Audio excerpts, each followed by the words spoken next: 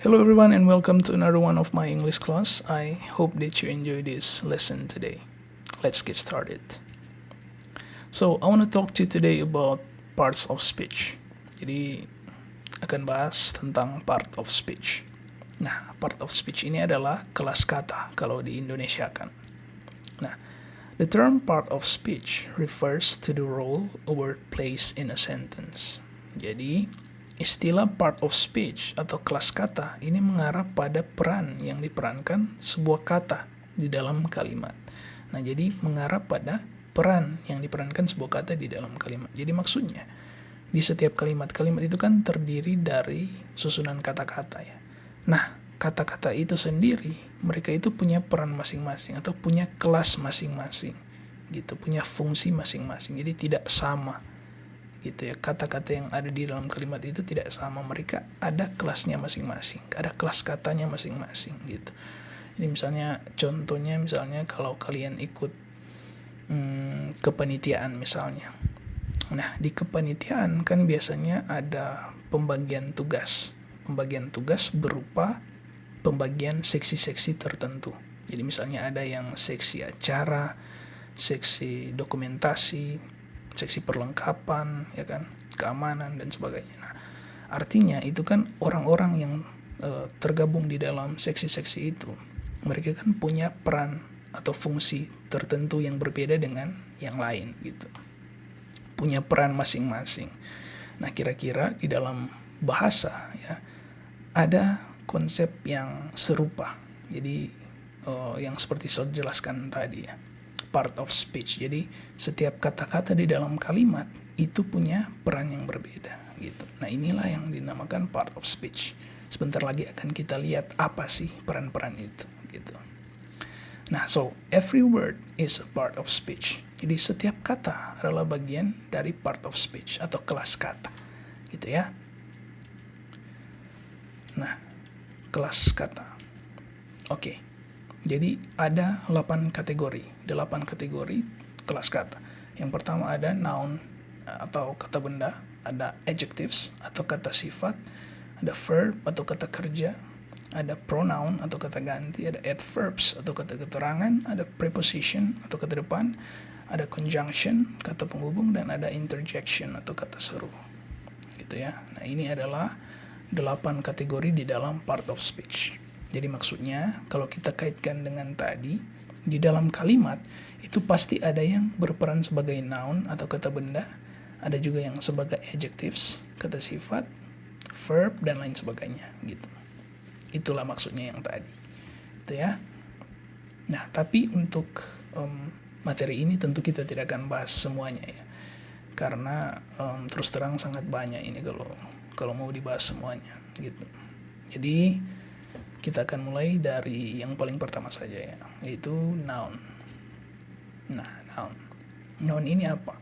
Noun ini adalah kata benda, gitu ya. Nah, seringin kasih tips and trick sedikit. Dalam belajar bahasa Inggris, jangan terlalu terpaku dengan huruf yang ada di sebuah kata ya gitu. Karena kan kita mengejanya saja berbeda itu ya, bahasa Inggris dan bahasa Indonesia. Bagi yang kurang familiar dengan bahasa Inggris, mereka mungkin akan membaca ini noun, mungkin saja. Tapi kalau sudah ada yang akrab dengan bahasa Inggris ya sudah tidak susah untuk membaca ini sebagai noun gitu. Tapi kalau yang belum akrab dengan bahasa Inggris bisa saja baca noun. Nah, itu jangan baca seperti itu, bacanya adalah noun. Nah, tips and tricksnya apa? Dalam belajar bahasa, kita hafal saja bunyinya seperti apa gitu. Jadi jangan terlalu terpaku dengan tulisan, hafal saja bunyinya gitu, tapi sambil lihat tulisannya seperti apa. Oh, kalau tulisannya seperti ini, cara bacanya seperti apa nih? Oh, seperti ini. Lah, itu saja yang kalian hafal gitu. Jadi jangan bertanya-tanya kenapa noun bacanya noun, kenapa ya. Ya udah, memang sudah seperti itu bahasa Inggris gitu. Jadi gampangnya ya kalian hafal saja gitu. Jadi kalau kata seperti ini bacanya noun gitu. Gampangnya seperti itu, hafal saja gitu. Lama-lama kalian akan terbiasa kok, pasti. Lihat saja gitu. Saya kan tidak terlahir sudah bisa bahasa Inggris, tidak. Tapi lama-lama karena saking akrab dengan bahasa Inggris, lama-lama terhafal gitu. Gitu ya. Jadi itu sedikit tips. Kalau mau belajar bahasa, hafal saja cara bunyinya, bunyinya seperti apa, cara bacanya seperti apa gitu. Oke, lanjut ya.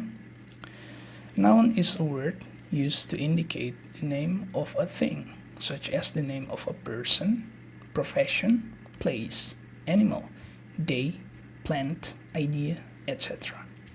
Nah, artinya kata benda adalah kata yang digunakan untuk menunjukkan nama suatu hal atau benda, seperti misalnya nama orang, nama profesi, tempat, hewan, hari, tumbuhan, gagasan, dan sebagainya. Nah, jadi ini ya, kata yang digunakan untuk menunjukkan nama suatu hal. Hal itu apa? Misalnya seperti ini, nama orang, profesi, dan sebagainya. Supaya gampang, kita lihat contohnya saja. Example. Nah, contohnya ini, Jeremy. Jeremy ini nama orang, contoh nama orang.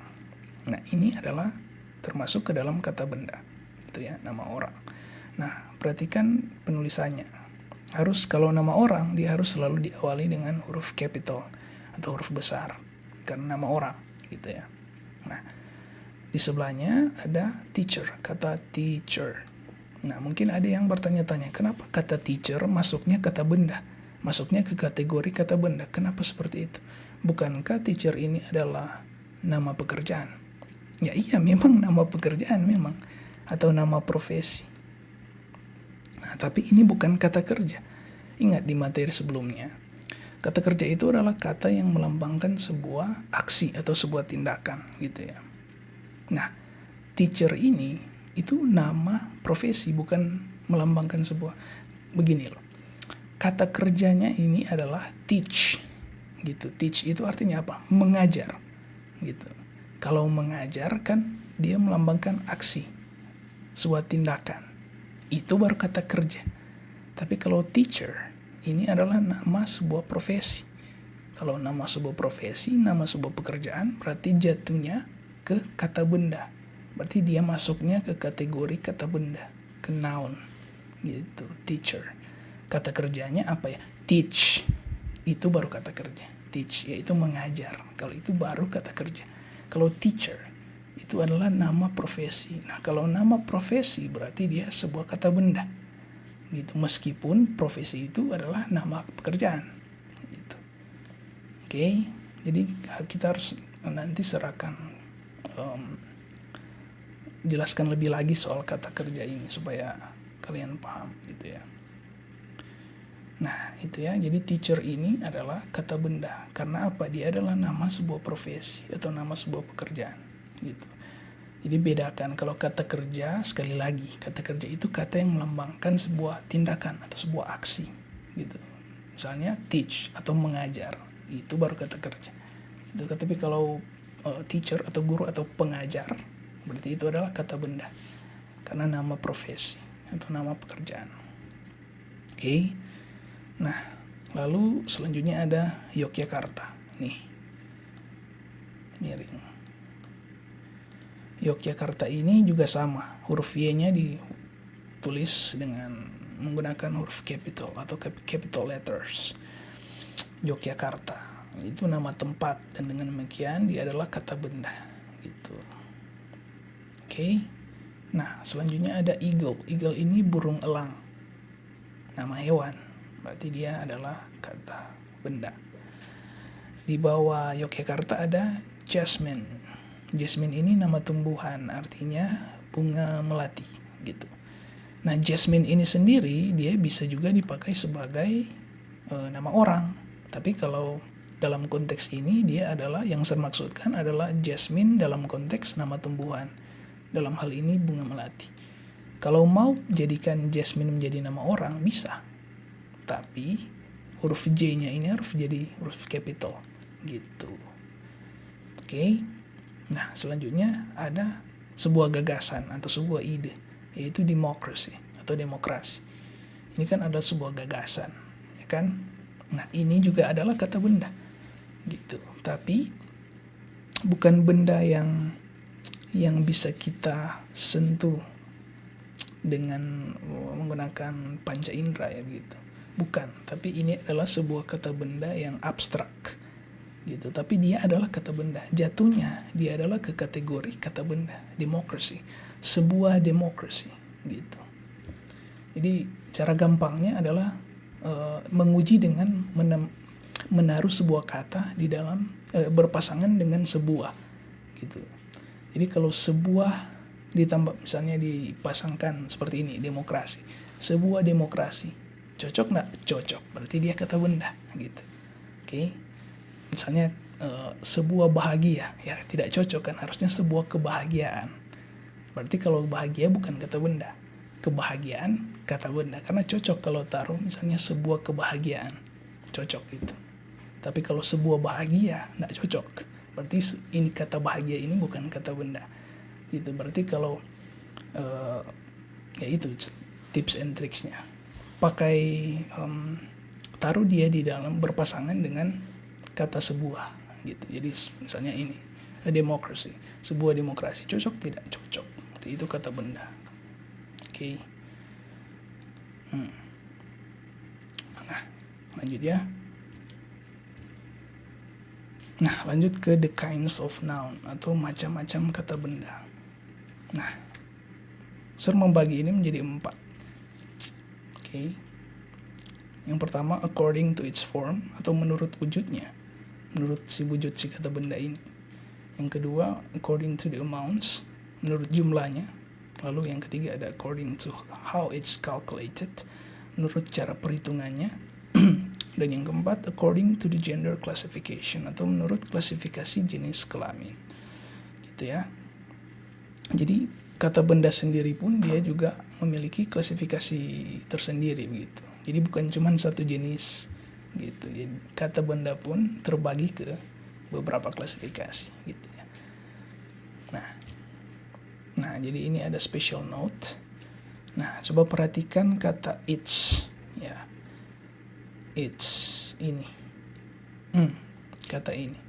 Kenapa its ini berbeda dengan its yang ini? Kenapa berbeda? Karena memang beda. Saya jelaskan ya. Kalau its yang pakai tanda apostrofi ini, yang ini namanya apostrofi. Yang tanda di antara huruf T dan S itu namanya apostrofi. Atau kalau bahasa Indonesianya apostrof. Kalau seperti ini tulisannya, itu adalah kependekan dari it is. Ya, jadi ini sebenarnya sama, dua hal ini sama, it's dan it is. Tapi kalau it's ini kependekan dari it is, oke? Tapi mereka sebenarnya sama. Nah, ini ada it ini adalah subjek, is ini adalah verb, gitu ya. Nah, kependekannya jadi it's. Contoh taruh di dalam kalimat atau klausa. It's a house. Ya. Itu sama-sama persis dengan it is a house. Cuman kalau it's ini lebih pendek saja. It's ini. Ini lebih pendek saja. Bentuk panjangnya ya it is gitu. Nah, hapus dulu. Nah, pertanyaannya sekarang, kenapa it's yang di sini tidak pakai tanda apostrof atau apostrofi? Karena it's yang di sini adalah possessive pronoun. Possessive pronoun ini adalah kata ganti kepemilikan gitu. Nah, jadi saya kasih contoh lagi ya di dalam sebuah kalimat. Misalnya kalimatnya seperti ini. The tiger is big and strong. Big and strong. Harimaunya, the tiger, big, besar dan kuat. Its claw is very sharp. Claw itu cakar. Claw itu cakar. Cakarnya sangat tajam gitu. Nah, ini. Jadi its yang ini sangat I'm sorry. Oke, lanjut. Its ini itu bukan sama dengan its yang ini. Oke, beda. Dua its ini beda ya. Its ini maksudnya begini. Kalau mau pindahkan ke kalimat yang lebih panjang, jadinya seperti ini, seperti yang di bawah. The tiger is big and strong. The tiger's claw is very sharp. Nah, jadi kata ini, saya hapus lagi ya supaya lebih fokus. Kata ini itu sebenarnya menggantikan kata ini, tapi sama saja sebetulnya gitu. Jadi kalau mau panjangnya seperti ini, the tiger's claw is very sharp, gitu ya. Tapi kalau mau pendeknya seperti ini, its claw is very sharp. Its ini menandakan kepemilikan dari apa sih harimau. Dalam hal ini cakarnya gitu. Cakarnya sangat tajam gitu. Jadi tidak pakai tanda seperti ini, its, tidak pakai tanda itu. Tidak pakai tanda apostrofi. Gitu ya. Jadi beda antara ini dan ini, itu beda. Kalau ini dia possessive pronoun. Dia menandakan kata ganti kepemilikan. Ini, makanya di sini pakai juga apostrofi s. Karena ini menandakan kepemilikan. Kepemilikan dari apa? Dalam hal ini cakar dari si harimau gitu. Oke. Itu ya. Nah, ini it's yang di sini, yang di ini itu adalah it's yang ini, yang possessive pronoun gitu ya, bukan yang di atas. Jadi gitu. Jadi maksudnya menurut wujudnya gitu. Wujudnya apa? Wujudnya si kata benda gitu. Jadi cuman dipakai kata ganti supaya pendek saja gitu. Oke, tapi ini beda dengan ini. Oke. Lanjut ya. Kita mulai masuk pada yang pertama. According to its form, atau menurut wujudnya. Pertama, menurut wujudnya. Nah, menurut wujudnya juga ini, dia terbagi juga. Oke. Jadi ada yang pertama, ada concrete nouns. Lalu di concrete nouns ini juga terbagi dua. Oke. Jadi according to its form, pertama ya. Menurut noun itu kan dibagi 4 tadi ya kan. Ada yang pertama ini according to its form, atau menurut wujudnya. Ya. Menurut wujudnya ini juga terbagi dua. Yang pertama ada concrete nouns, yang kedua ada abstract nouns. Tapi yang pertama pun terbagi dua. Jadi ada common nouns, ada proper nouns. Nah, yang di abstrak ini terbagi 3. Ada yang form by using verbs, ada form by using concrete nouns, ada form by using adjectives. Jadi memang terbagi-bagi. Begitulah. Memang rumit. Inilah ilmu. Kalau ilmu gampang, tidak menantang. Ginilah, kompleks memang, tidak simple. Tapi kalau pelajari bisa, pelan-pelan bisa pasti. Oke, semangat ya. Nah, kita bahas dari ini, concrete nouns. Oke, lanjut ya. Concrete nouns. Nah, artinya concrete nouns ini adalah kata benda berwujud. Nah, maksudnya apa tuh? Maksudnya kata benda yang memiliki wujud yang bisa dirasakan lewat panca indera manusia. Jadi dia bisa dilihat, diraba, dipegang, dan sebagainya. Gitu ya. Jadi kata benda yang berwujud. Oke. Nah, ini terbagi dua lagi, ya kan? Ada common nouns, ada proper nouns. Oke. Jadi concrete nouns ini terbagi dua. Ada common nouns, ada proper nouns. Nah, common nouns. Apa nih common nouns? Common nouns ini adalah kata benda umum. Oke. Nah, artinya kata benda yang menunjukkan suatu benda yang sifatnya umum. Artinya tidak spesifik. Oke. Kita lihat contoh supaya lebih jelas. Examples of common nouns. Contohnya ini. Man. Artinya manusia atau pria. Nah, ini. Karena kan masih umum, man, tidak spesifik. Nah, di bawahnya ada country, yang artinya negara. Sama juga masih terlalu umum ini, belum spesifik. Negara, iya negara yang mana? Gitu. Masih terlalu umum. Di bawahnya ada city atau kota. Masih juga terlalu umum. Iya, city, tapi city yang mana gitu, kota yang mana. Nah, makanya dia masih terlalu umum. Lalu ada day, hari artinya. Masih juga umum karena iya memang hari, tapi hari yang mana gitu, masih terlalu umum. Ada month atau bulan. Month yang mana? Februari kah, Mei, April, atau September, Oktober, ya kan? Masih terlalu umum. Atau school, yang artinya sekolah. Ya sekolah kan banyak juga, ada Semanla, ada Yadika, ya kan? Ada Semaker dan lain sebagainya. Gitu. Nah, jadi ini contoh concrete nouns. Concrete noun itu kata benda yang memiliki wujud, yang bisa dirasakan lewat panca indera manusia, bisa dilihat, diraba, dipegang, dan sebagainya. Terbagi atas common noun dan proper noun. Nah, kalau common noun ini kata benda umum. Kata benda yang menunjukkan suatu benda yang sifatnya umum. Gitu ya. Nah, man ini kan bisa dilihat, bahkan dipegang, ya kan? Oleh panca indera manusia, bisa gitu. Country juga sama.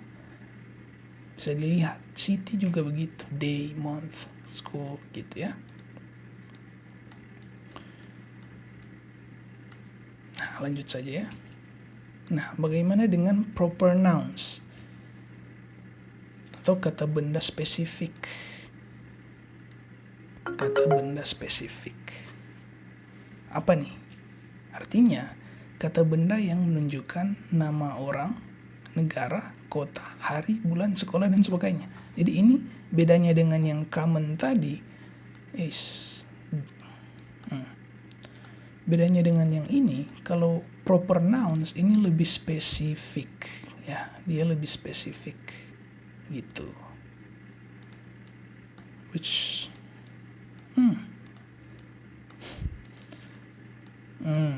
Oke. Examples of proper noun. Contohnya. Nah, contohnya ini nih. Ada Billy. Billy ini nama orang, itu punya nama sendiri. Nama orang yang spesifik. Lalu ada Indonesia, artinya Indonesia juga. Nama negara yang spesifik. Tomohon yang artinya juga Tomohon. Nama kota yang spesifik. Jadi begini, kalau dalam bahasa Inggris, misalnya namanya Billy, tidak akan berubah, tetap Billy juga dalam bahasa Inggris. Gitu ya.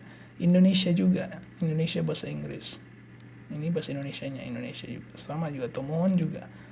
Gitu ya. Tidak akan berubah dalam bahasa Inggris, tetap Tomohon. Cuman cara bacanya mungkin yang jadi sama seperti bule-bule. Tomohon gitu. Nah, lalu ada Wednesday atau hari Rabu, nama hari yang spesifik. Ada December atau bulan Desember, nama bulan yang spesifik. Ada Semanla, nama sekolah yang spesifik, gitu ya. Nah, jadi kita bandingkan nih common nouns, kata benda umum seperti ini, dan proper nouns, kata benda spesifik seperti ini. Kita bandingkan ya. Man, ini kan umum ya, terlalu umum. Nah, ini yang spesifiknya, Billy misalnya. Country atau negara, terlalu umum. Ini spesifiknya, Indonesia.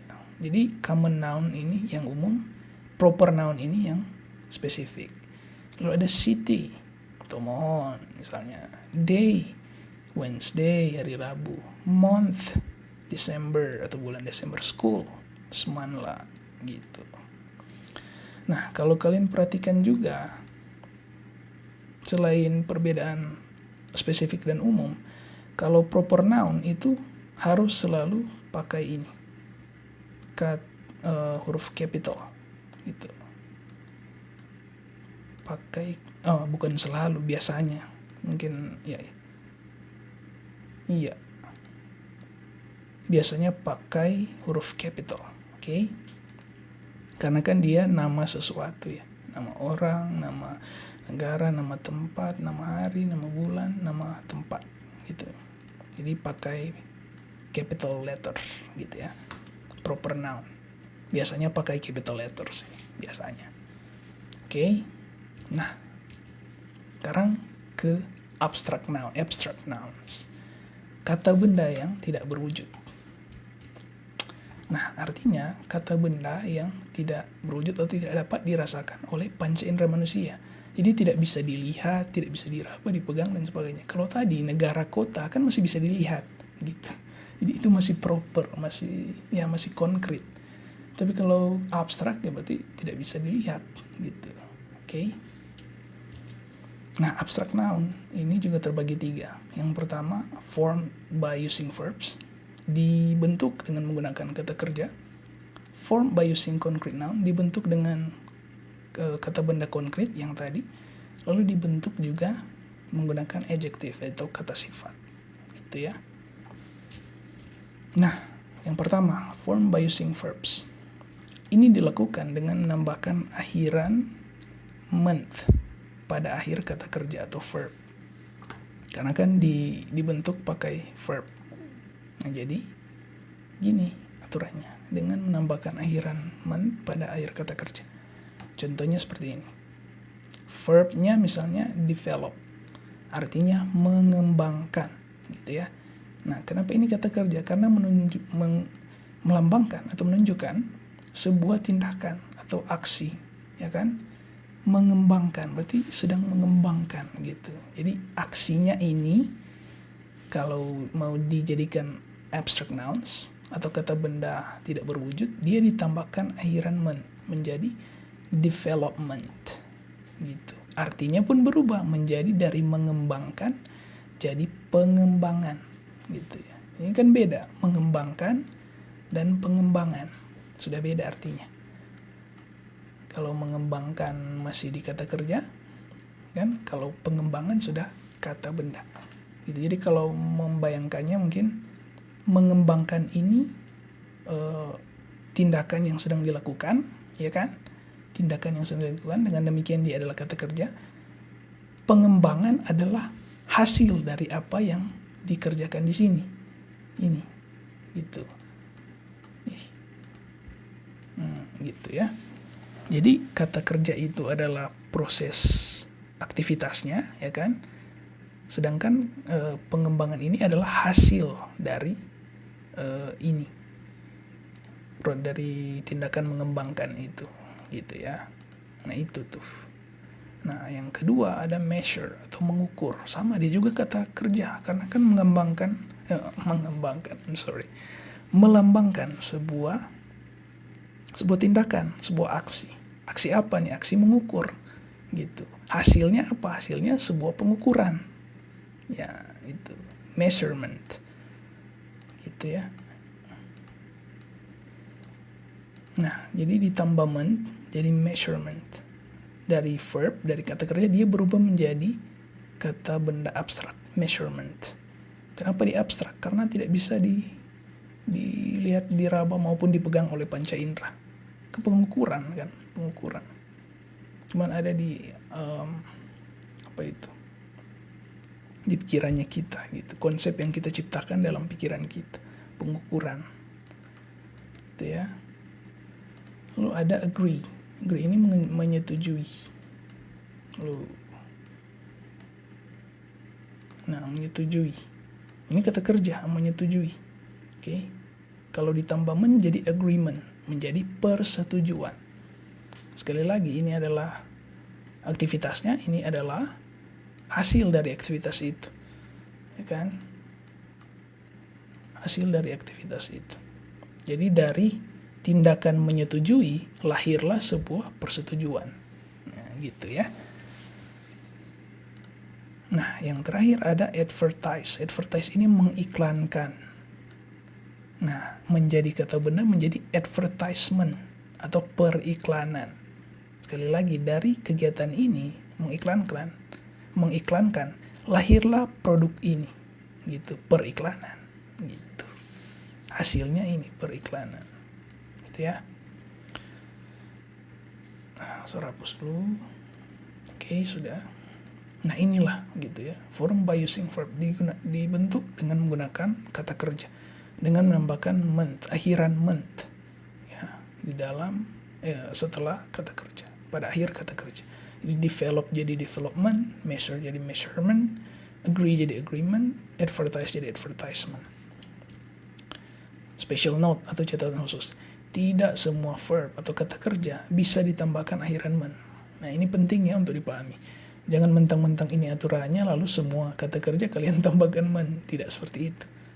Jadi dalam bahasa Inggris itu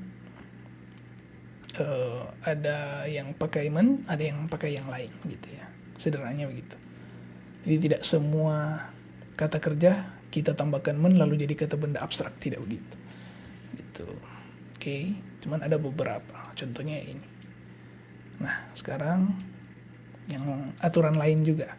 Ada yang dengan menambahkan akhiran Asian, Cation, dan Asian pada akhir kata kerja. Contohnya ini. Admire, kata kerja mengagumi, melambangkan sebuah tindakan. Tindakan apa nih? Mengagumi. Gitu. Dari tindakan itu muncullah sebuah kekaguman. Nah, kekaguman ini adalah abstract noun. Jadi admiration, gitu kan? Pakai ini. Admiration. Karena kan sebuah kekaguman ini kan sebuah hal yang abstrak, yang tidak bisa kalian lihat, raba atau pegang dengan panca indera. Tapi ada, gitu loh. Ada, bukan tidak ada, cuman ya abstrak saja, gitu. Tidak bisa kalian lihat, raba maupun pegang, gitu ya. Tapi ada, gitu. Itulah gagasan tadi. Nah, lalu di bawahnya ada expect. Expect ini mengharapkan.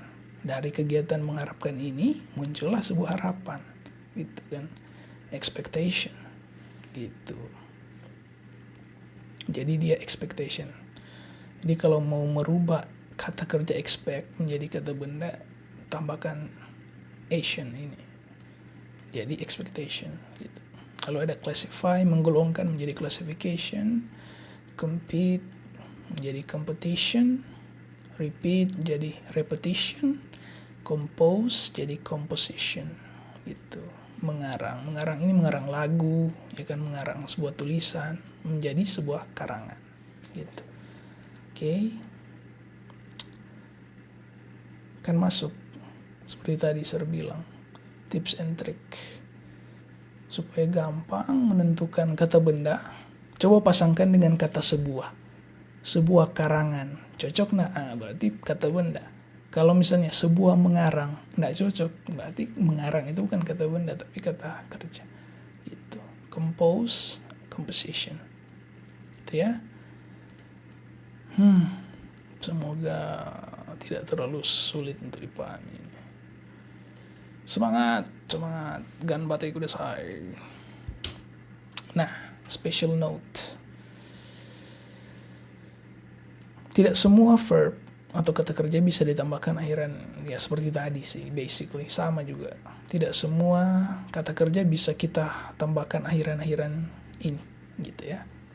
Ada aturannya lah masing-masing, gitu. Oke, sudah dengan abstract noun, masuk ke B. B ini form by using concrete nouns. Form by using concrete nouns. Oke.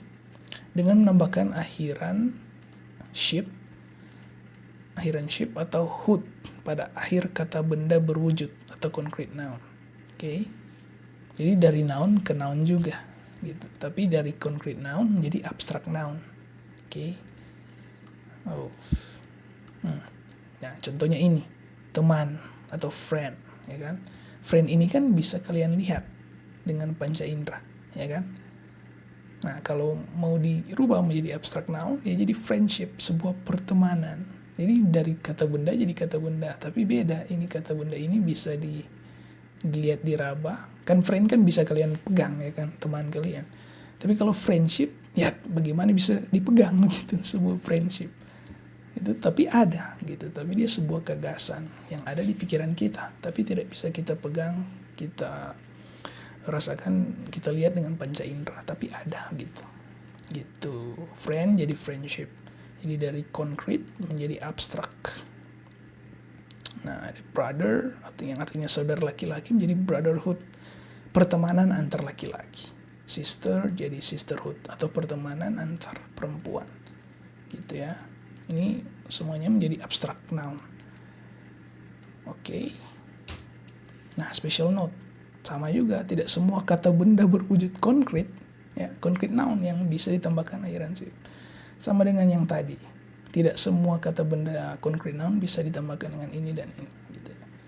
Oke, tapi ini contohnya saja. Lanjut ya.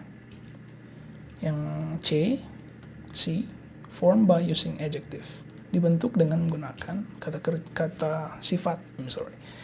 Adjective itu kata sifat dengan menambahkan akhiran y, ty atau ity, y, ty, ity. Gitu cara bacanya bahasa Inggris. Adjective. Nah, contohnya ini, honest. Cara bacanya honest, itu jujur. Dia menjadi, kalau abstract noun, dia menjadi honesty atau sebuah kejujuran gitu.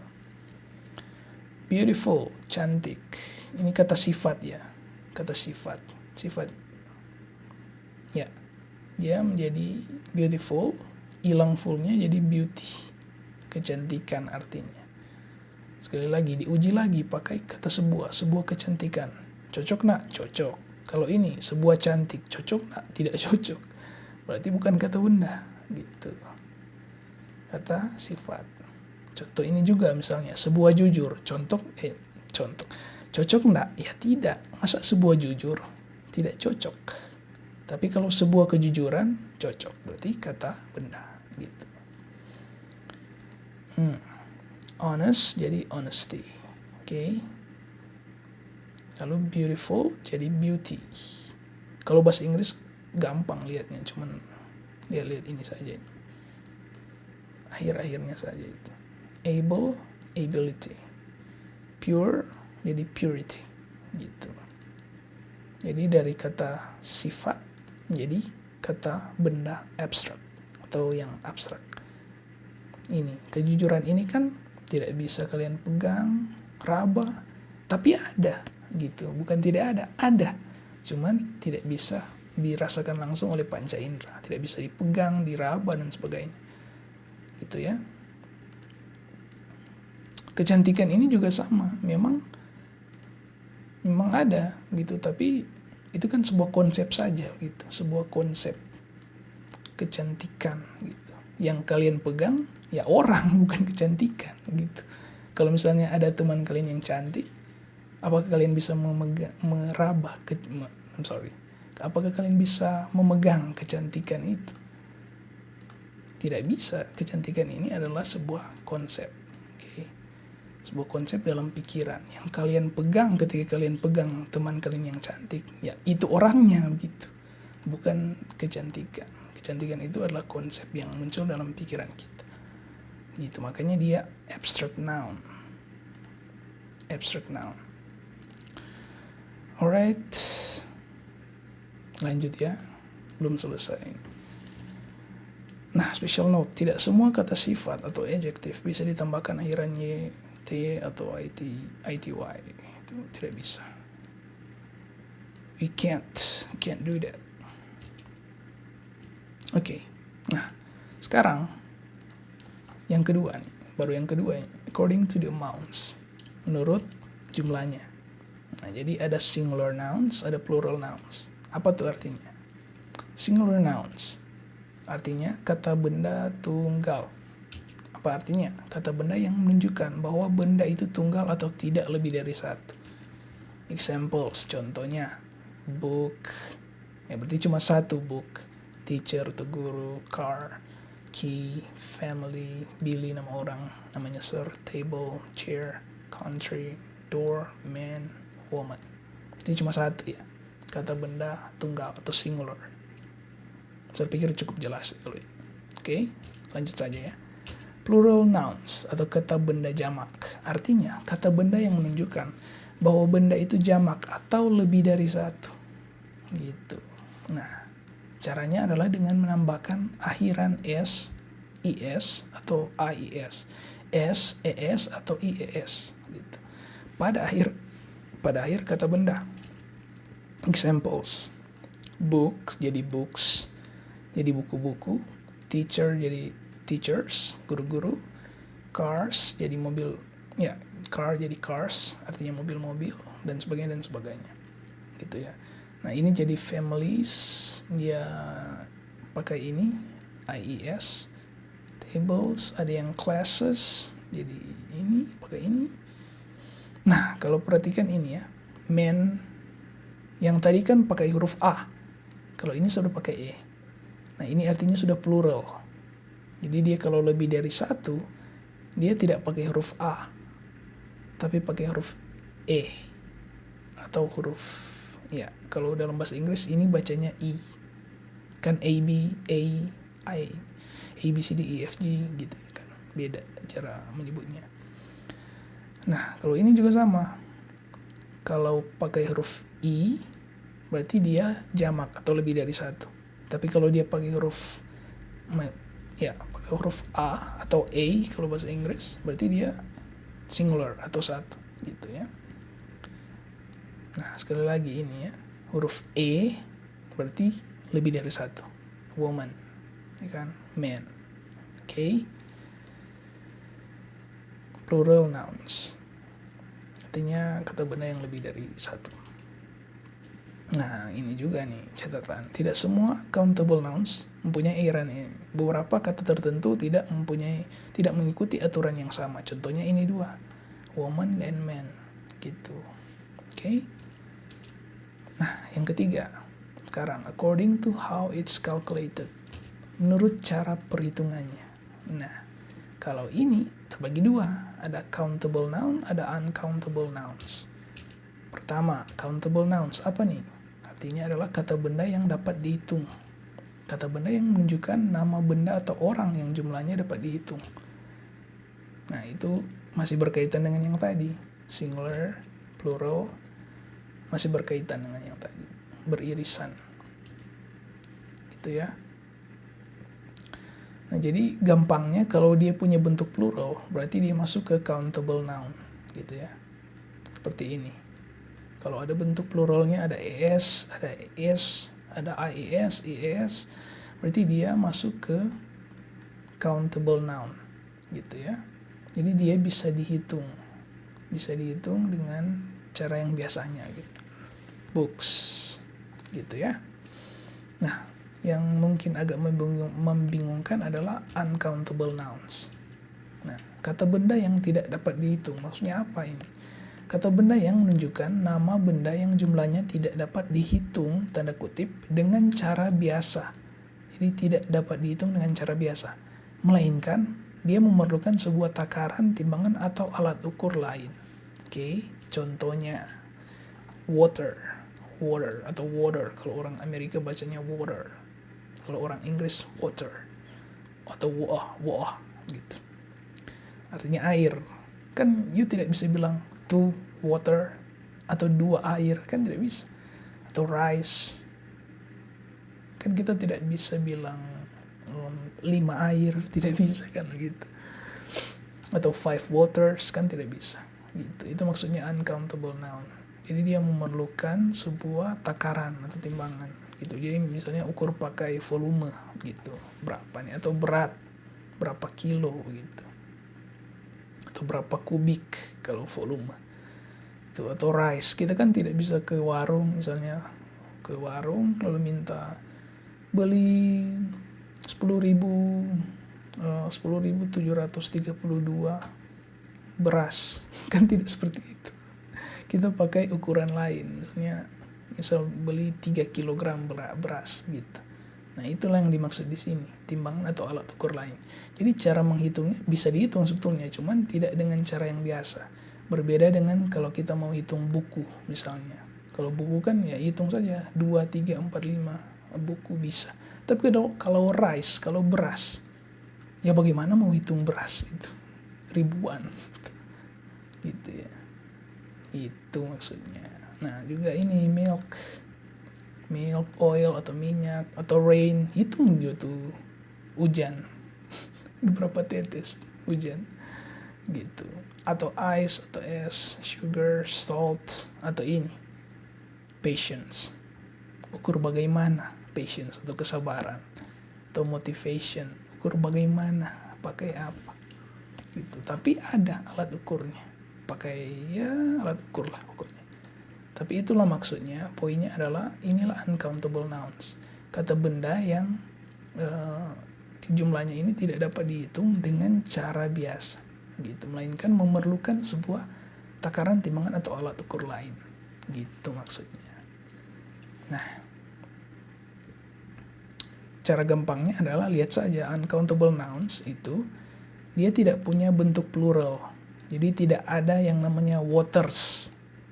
Tidak ada. Atau misalnya rains misalnya, tidak ada. Tidak bisa. Jadi kalau uncountable nouns ini tidak bisa ditambah huruf S di akhir, tidak bisa. Gitu. Jadi berbeda dengan yang sebelumnya. Itu ya. Kalau yang sebelumnya itu ya bisa pakai S gitu. Tapi kalau ini tidak. Oke. Terus lagi. Nah, mungkin ada yang tanya, kalau uncountable nouns tidak bisa pakai S, kenapa ini ada S? Ya ini karena ini nouns ini bukan uncountable nouns. Gitu loh. Oke.